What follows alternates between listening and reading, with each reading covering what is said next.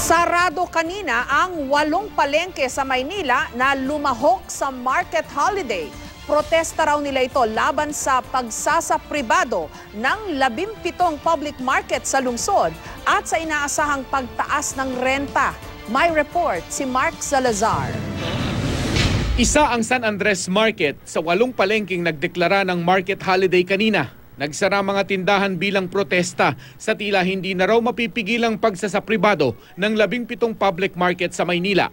Pagka perinibado mo ito, hindi na pwedeng wala na 5 pisong mantika, wala nang 1 pirasong sibuyas, hindi ka na makakabili ng 1 pirasong kamatis, 1 bawang. Kundi balot-balot na hindi ka na makakapili ng isa-isa.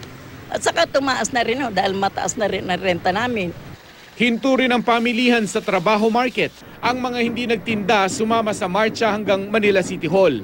Ayon kay Manila Mayor Joseph Estrada, konti lang ang itataas ng renta sa ilalim ng joint venture para pagandahin ang mga palengke. Hindi lalagpas sa 10% ang itataas nila. Ginagawa natin po ng paraan para pagbabago, maganda at malinis na palengke. Ayaw maniwala ng mga nagrally. Tinatansya namin 300% ang itataas ng rental fees para makabawi ang mamumuhunan. Kasi po, over 175 million yung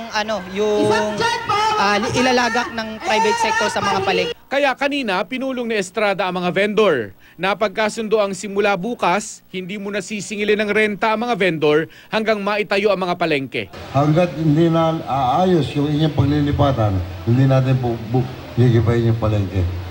Naintindihan niyo ba? Lahat. Sa gitna ng rally sa City Hall, agaw pansin ang abandonadong bag na ito. Wala naman laman kundi maruruming damit. Malalaman po natin yan mamaya kasi bisigahan natin ito yung mga delivery truck natin kung may nakaiwan po sa kanila. Mark Salazar, GMA News.